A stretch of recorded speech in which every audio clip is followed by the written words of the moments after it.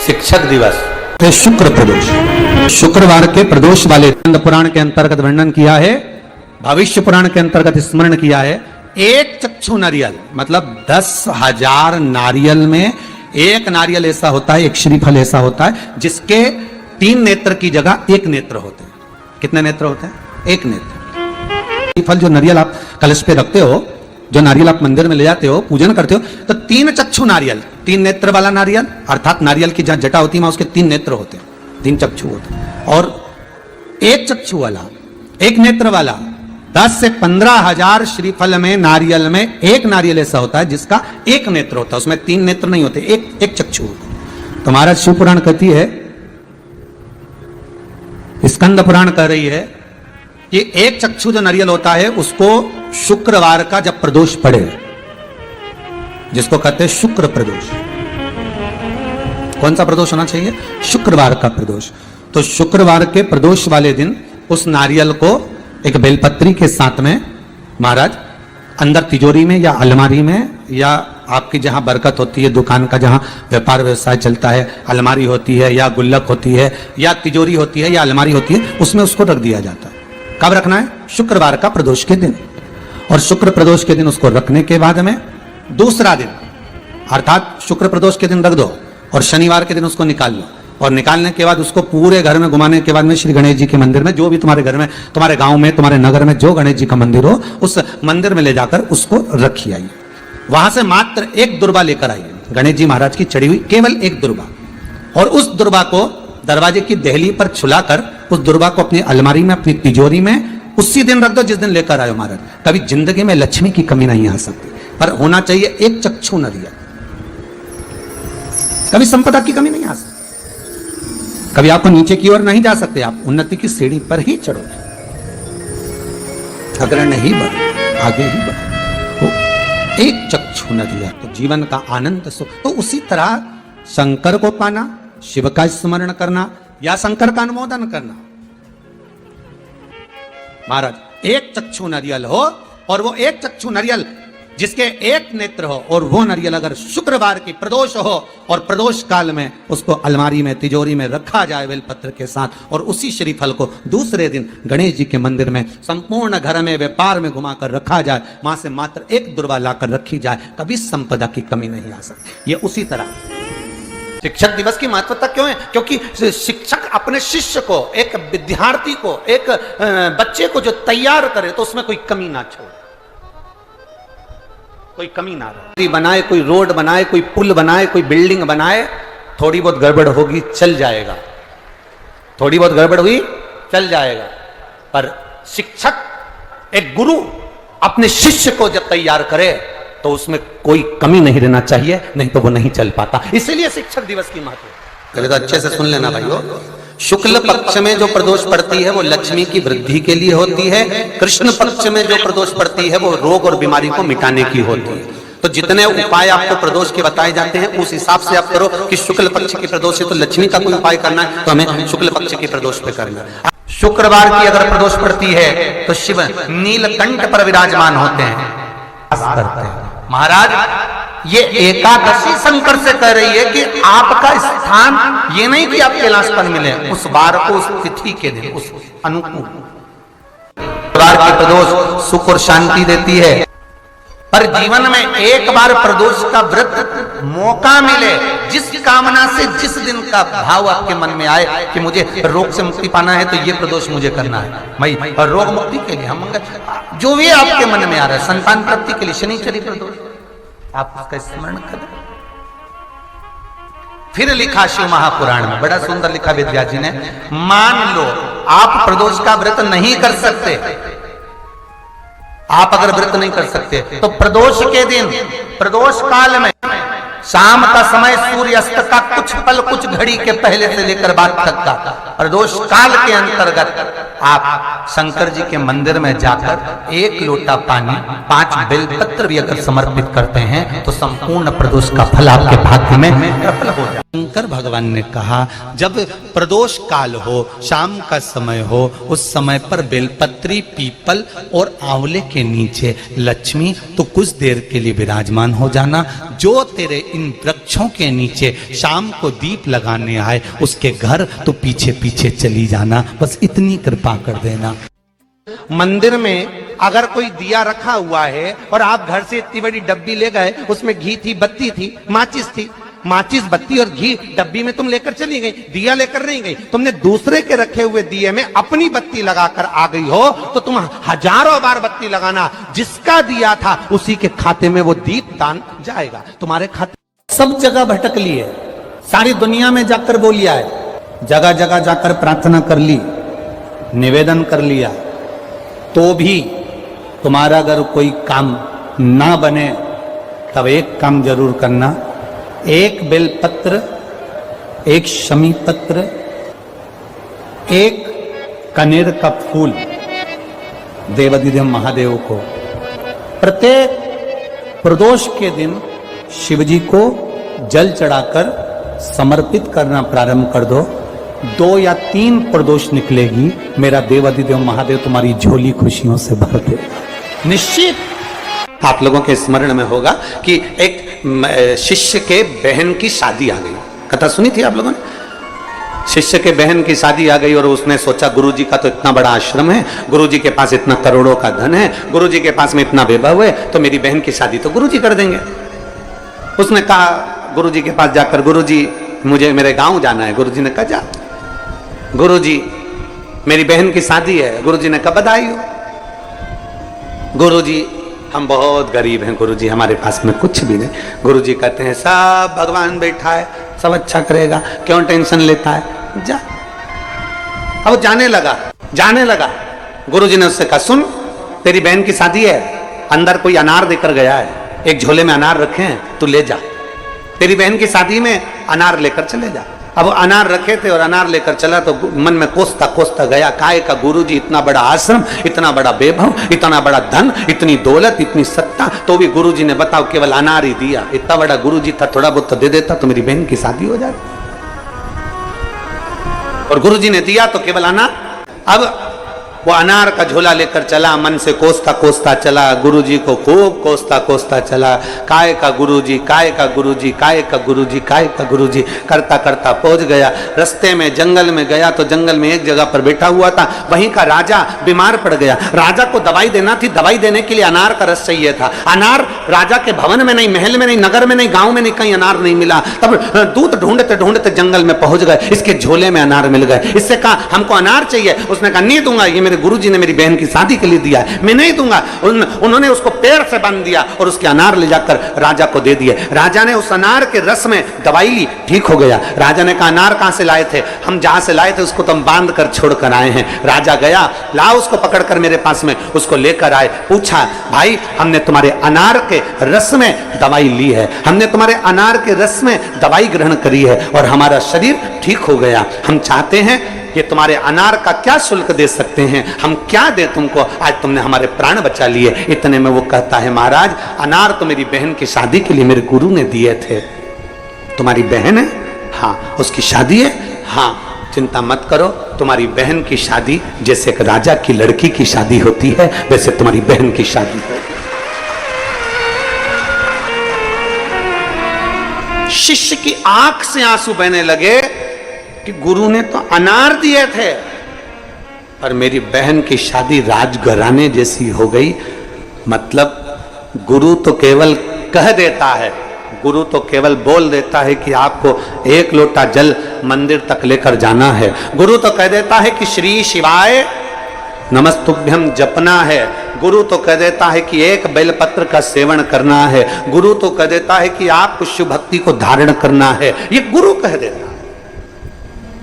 आगे करना आपको, भजन आपको करना है, कीर्तन आपको करना है, मंत्र जाप आपको करना है, स्मरण आपको करना है।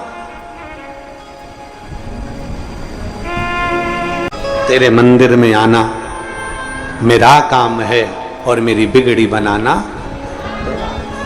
पत्री के वृक्ष के नीचे शंकर का शिवलिंग बनाकर पूजन करने से क्या फल मिलता है? तो कहा बेलपत्री के वृक्ष के नीचे पार्थिव शिवलिंग का निर्माण कर कर जब हम पूजन करते हैं, बेलपत्री के पेड़ के नीचे की ही मिट्टी को लेकर जब हम शिवलिंग बनाते हैं और बेलपत्री के पेड़ के नीचे ही जब हम पूजन करते हैं, तो बेलपत्री के वृक्ष में जितनी पत्तियां होती हैं उतने शिवलिंग के पूजन का फल हमको प्राप्त हो जाता है। आपको लग रहा है कि दुख समाप्ति नहीं हो रहा है, एक बीमारी से उठे दूसरी बीमारी में लग गए, फिर कोई दुख आ गया, फिर कोई दुख आ गया, फिर कोई तकलीफ आ गई, फिर कोई तकलीफ आ गई, बार बार आपको लग रहा है कि दुख पीछा ही नहीं छोड़ रहा। प्रदोष के दिन बेलपत्री के वृक्ष के नीचे और दूसरा दिया अपने दरवाजे की चौखट के बाहर, मतलब अपन बाहर खड़े होंगे, अंदर की ओर दिया नहीं, बाहर की ओर एक दिया बेलपत्र के नीचे देवाधिदेव महादेव से प्रार्थना कर कर, हे शिव शंकर, हे गौरी शंकर, हे शिव, आज प्रदोष का दिन, प्रदोष काल में आप भ्रमण के लिए निकलोगे नंदीश्वर के साथ में, ऐसी कृपा करना, आपके लिए मैंने द्वार सजाया है भोलेनाथ, आपकी दृष्टि मेरी चौखट पर भी कर देना, मेरी जिंदगी संवर जाए। इसलिए 2 दीप इसे प्रदोष के दिन, प्रदोष काल में एक दिया बेलपत्री के वृक्ष के नीचे लगाया है और दूसरा दिया जब आप घर में प्रवेश करोगे तो राइट हैंड पर ही लगाएं। कौन से हैंड पर लगाएं? राइट हैंड पर। ये प्रदोष की पूजन का विधान किसने बनाया? ये प्रदोष की पूजन का नियम किसने बनाया? ये प्रदोष की संध्या काल का, प्रदोष के समय का पूजन का विधान कौन बनाया? ये प्रदोष के समय पर एक बेलपत्र चढ़ाने का विधान किसने बनाया? प्रदोष के समय पर एक समीपत्र चढ़ने का विधान किसने बनाया? अगर मान लो कोई भिखारी से भिखारी व्यक्ति भी है जो ठेला चला रहा है, उसके पास में खाने के लिए कुछ नहीं है, फटे कपड़े पहन रहा है, उसकी जिंदगी में कुछ भी नहीं बचा और कर्जे में लदालूम हो गया, एक चावल का दाना अगर वो प्रदोष के दिन, प्रदोष काल में शाम के समय पर शंकर के शिवलिंग पर चढ़ा देता है तो 3 या 4 प्रदोष में उसका कर्जा चूकना प्रारंभ हो जाता है। प्रदोष का विधान इतना ये प्रदोष का वर्णन करा किसने? इतना प्रदोष की महत्वता बताई किसने? इतना वर्णन अगर प्रदोष की महत्वता बताने वाला कोई है, इसीलिए मेरे शंकर भगवान माता सती को लेकर कुंभज ऋषि के यहाँ, अगस्त ऋषि के यहाँ कथा सुनने के लिए गए थे, क्योंकि उनके बराबर कोई शंकर के महत्व को बता नहीं सकता और प्रदोष के महत्व को नहीं बता सकता। सती मैया को प्रदोष का महत्व बताने के लिए शंकर सती जी को लेकर कुंभज बाबा के यहाँ गए थे, अगस्त ऋषि के, प्रदोष के महत्व को तो जानो सती, तुम प्रदोष के महत्व को तो सती जानो, तुम प्रदोष के महत्व को तो सती पहचानो कि प्रदोष का महत्व क्या होता है, प्रदोष काल का महत्व क्या होता है, प्रदोष के समय का महत्व क्या होता है। जिस समय पर सूरज डूब रहा हो, चंद्र प्रकाशित हो रहा हो, दोनों का मेल हो रहा हो, ना तो पूरा सूरज डूबा है, ना पूरा चंद्र आया है, ना पूरा अंधेरा है, ना पूरा उजाला है, उस समय को प्रदोष काल कहा गया, उस समय को प्रदोष का समय। प्रदोष के दिन यदि कहीं से आपको शमी पत्र मिल जाए और प्रदोष काल में, प्रदोष का जो समय होता है, शाम का जो समय होता है प्रदोष काल, 4 प्रदोष 5 प्रदोष आप कर देखिएगा कि आपका कोई काम है, कोई नौकरी के लिए आप अप्लाई कर रहे हैं, कोई समस्या बड़ी विकट आ गई है, कोई तकलीफ, बड़ा गला पकड़ रहा है बेटा, कोई तकलीफ विकट आ गई है, कोई समस्या विकट आ गई है, प्रदोष के प्रदोष काल अगर एक शमी पत्र भी आप घर के शिवलिंग को, अब ये करने के लिए आपको मंदिर के शिवलिंग नहीं जाना, अपने घर में जो शिवलिंग, चाहे वो स्फटिक का हो, पारद का हो, शमी पत्र, यदि आप भगवान शंकर के शिवलिंग पर समर्पित कर रहे हो और उस शमी पत्र को उठाकर रात्रि को 9:15 की जो एक मुहूर्त होता है, एक समय होता है, जिस समय पर हम अपने मन की बात भगवान शंकर को कहते हैं, पूर्व में भी इसका वर्णन के 15 मिनट पर वो शमी पत्र को उठाकर एक कागज में, एक कटोरी में उसको रखते थे। 4 या 5 प्रदोष के उस शमी पत्र को अपने पास में रखिए और जिस कार्य के लिए जा रहे हो उसको जेब में ऊपर के भाग में उसको रखकर लेकर जाइए, आपका वो कार्य सफल होकर ही रहेगा, वो रुक नहीं सकता। शमी पत्र में इतना बल होता है, प्रदोष का जो शमी पत्र होता है वो बड़ा बलवान, बड़ा होता है। एक बार माता पार्वती जी ने भगवान शंकर से कहा, प्रभु ये संसार सागर बड़ा विचित्र है। तो शिव जी ने पूछा, पार्वती आप संसार में रहती हो, आप मृत्यु लोक में रहती हो, आप इस भूमंडल पर रहती हो और आप ही कह रही हो कि संसार सागर बड़ा विचित्र है? हाँ प्रभु, ये संसार बड़ा विचित्र है। और शिव जी ने पूछा वो कैसे? पार्वती जी बोली, प्रभु जिसको दुख मिलता है उसको दुख ही दुख मिलता चले जाता है, और जिसको सुख मिलता है उसको सुख ही सुख मिलता चले जाता है।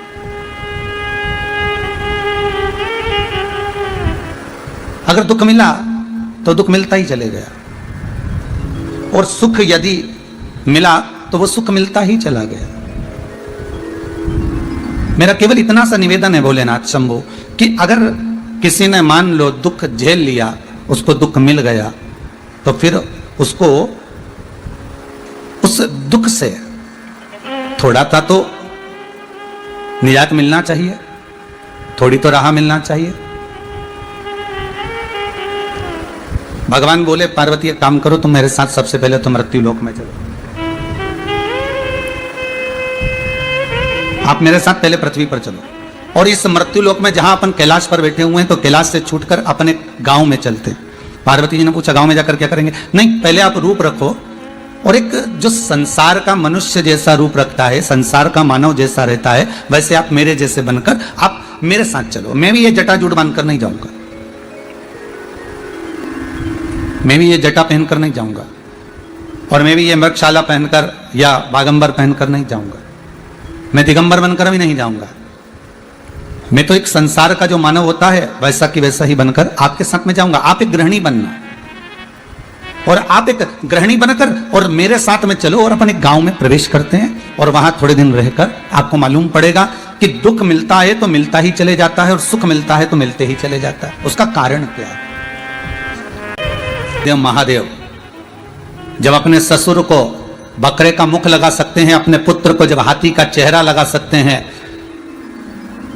संपूर्ण विश्व का कल्याण करने वाला वो देवाधिदेव महादेव, संपूर्ण आनंद देने वाला प्रथम डॉक्टर है वो, पहला। कोई दूसरा नहीं। पार्वती से कह रहे चलो हमारे साथ, और एक गांव में अपने को चलकर रहना है। और दुख क्यों मिल रहा है? सुखी व्यक्ति को सुख ही क्यों मिल रहा है? दुखी व्यक्ति को दुख ही क्यों मिल रहा है? उसका कारण समझना है। और शंकर पार्वती को लेकर गए, गांव में पहुंच गए। गांव के लोगों ने पूछा, कहां से आए हो भाई? शंकर भगवान बोले, बस पास के 7 गांव छोड़कर आए हैं, और अब हमने वो गांव छोड़ दिया है, अब इसी गांव में रहेंगे। अच्छा अच्छा, कहाँ रहोगे? ये हमारा झोपड़ा पड़ा है, इसमें रह लीजिए। हाँ भैया। शंकर पार्वती उसमें रहने के लिए गए।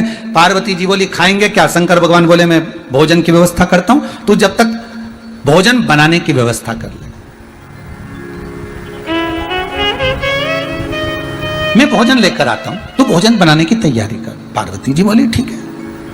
और माता पार्वती जब अंदर गई तो अंदर जाकर देखा कि वो चूल्हा जो होता था ना पुराने समय का, मट्टी का चूल्हा, तो पार्वती जी ने कहा, चूल्हा तो है ही नहीं, रोटी काय में बनाएंगे, सब्जी काय में पकाएंगे, भोजन कैसे बनाएंगे? पार्वती जी गई और जाकर उन्होंने कुछ ईंट ढूंढी। ईंटें जो दीवार में चुनाई जाती हैं, वो ईंट ढूंढी गई। अब पार्वती जी बहुत सारी जगह गई, पर वो ईंट नहीं मिली। बहुत ढूंढने के बाद पार्वती जी एक झोपड़े के पास गई। वो झोपड़ा झरझर हो रहा था, वो झोपड़ा टूट सा रहा था, बड़ा कमजोर हो चुका था। पार्वती जी ने वहां से एक ईंट उठाई, 2 ईंट उठाई, 3 ईंट उठाई, और उठाकर 4-5 ईंट पार्वती जी लेकर आई, और आकर उन्होंने चूल्हा बना लिया। शंकर भगवान आए सामग्री लेकर, और सूखा सामान लेकर शंकर भगवान ने आकर कहा, ले पार्वती भोजन बनाओ, तैयारी करो। चूल्हा बनाया। पार्वती कहे, हाँ, ईंटें कहां से लेकर आई हो? पार्वती जी ने कहा, वो एक मकान था ना, वो झरझर हो रहा था। एक मकान जो था ना, वो टूट रहा था। एक मकान बड़ा कमजोर सा हो गया था, वो कुटिया, वो झोपड़ा, वो एकदम जर्जर सा हो गया था। उसकी ईंटें निकल रही थी, तो मैंने सोचा 4-6 ईंट इसी में से निकाल कर ले जाऊं। दूसरे के मकान की ईंट में लेकर आ गई और मैंने चूल्हा बना दिया। शंकर भगवान बोले पार्वती गजब करा तुमने, इतने सारे गांव में मकान है, एक से बढ़कर एक बने हुए हैं, और कहीं से ईंट लेकर आना था तुमको, और कहीं से ईंट लेकर आ जाते, फिर यहीं की ईंट क्यों लाने की जरूरत थी? बेचारा का मकान तो वैसे ही जर्जर हो रहा है, वैसे व्यक्ति का मकान जर्जर हो रहा है, वैसे ही टूट रहा है, वैसे वो मकान इतना जर आ रहा है, और तुम ऊपर से उसमें जो ईंट लेकर आ गई उसकी यहाँ की। अरे पार्वती अगर लाना था तो किसी अच्छे मकान की लेकर आ जाती। पार्वती जी बोली भोलेनाथ मैंने सारे मकानों में जाकर देखा, सारे मकान इतने बढ़िया बढ़िया थे कि उनकी ईंट निकालने का मेरा मन नहीं करा। फिर मैंने सदूर घूमने के बाद जब एक जगह पर जाकर देखा तो एक मकान झर्रा रहा था, एक मकान बेकार टूट सा रहा था, उस मकान की ईंट में लेकर आ गई और मैंने लगा दिया।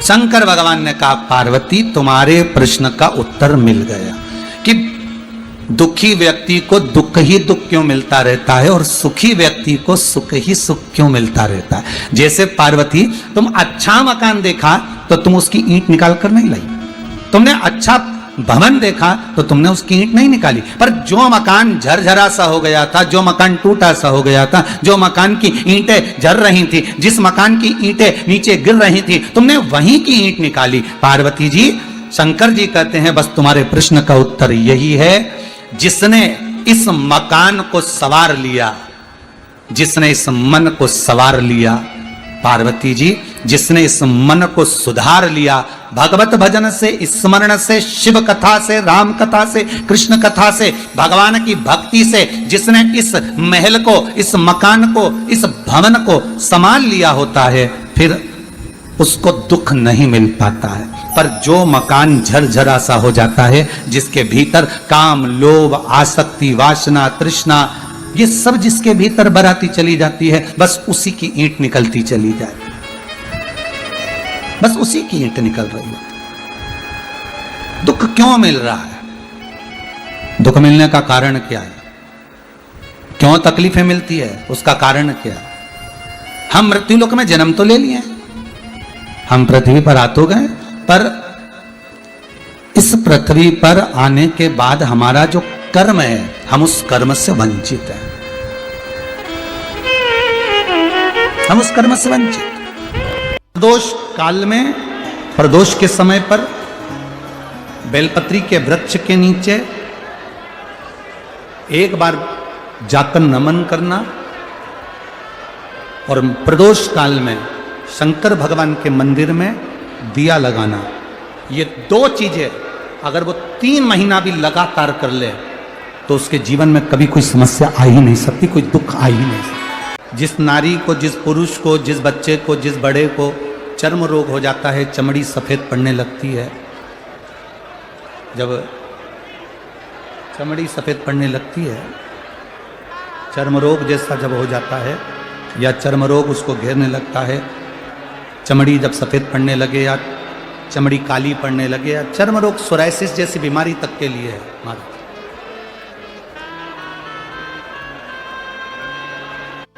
बेलपत्री के वृक्ष के नीचे की मिट्टी, बेलपत्री के वृक्ष के नीचे की मिट्टी, उसको जिस